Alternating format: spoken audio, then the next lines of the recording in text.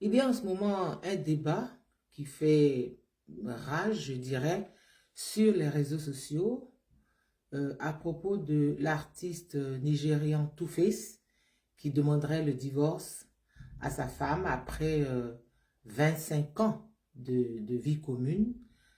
Et les gens s'indignent. Beaucoup de gens sont indignés et disent mais c'est pas normal, il est ingrat, il l'a connu à 15 ans, mais lui il en avait 24 aussi seulement. Il l'a connu à 15 ans, c'est le seul homme qu'elle ait connu dans sa vie, elle lui a tout donné et vraiment les gens sont indignés. Bon, moi je n'avais même pas envie, je ne me mêle jamais des histoires privées des gens, mais ce débat-là m'a interpellée. Parce que c'est vrai, même si elle a connu à 15 ans, même si elle lui a donné 25 ans de sa vie, même si, je ne vois pas où est le problème. Je suis désolée, hein. Souvent ce sont des femmes qui ont ces positions-là, je ne vois pas où est le problème. Où est-ce qu'il est écrit qu'il y a une durée requise dans un mariage avant de demander le divorce? Où est-ce que c'est écrit? Nulle part.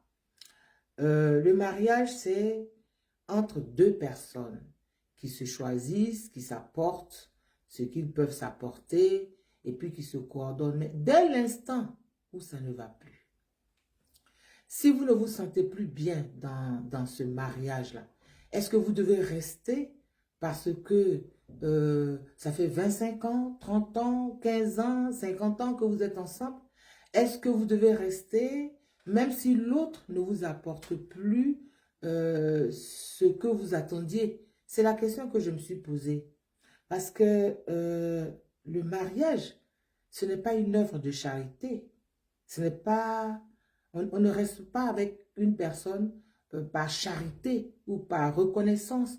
On est avec une personne par amour. Alors je suis allée regarder, qu'est-ce qu'il dit l'artiste? Et une phrase a retenu mon attention. Il a dit, je ne veux pas être avec une femme pour qui je suis le maître.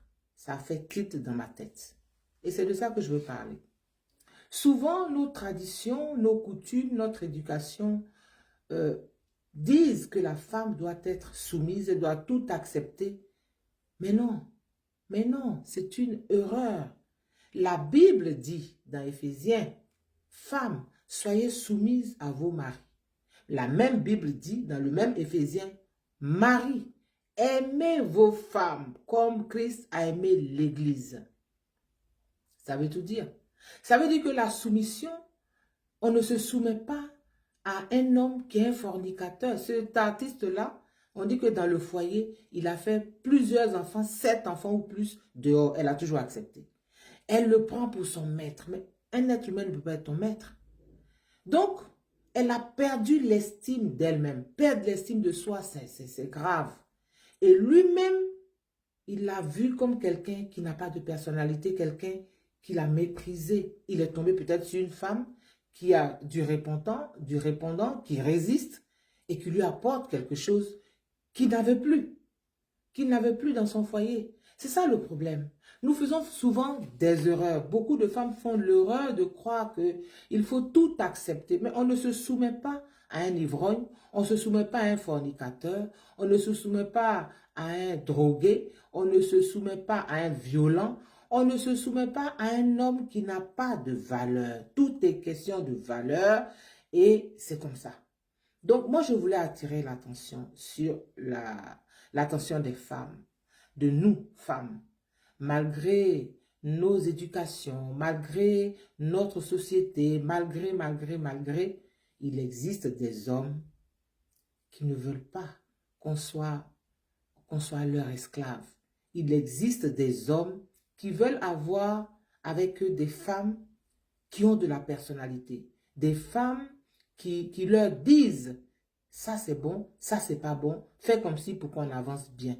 C'est ça que je voulais partager avec vous aujourd'hui dans ce numéro. Allez, laissez vos commentaires et puis à bientôt.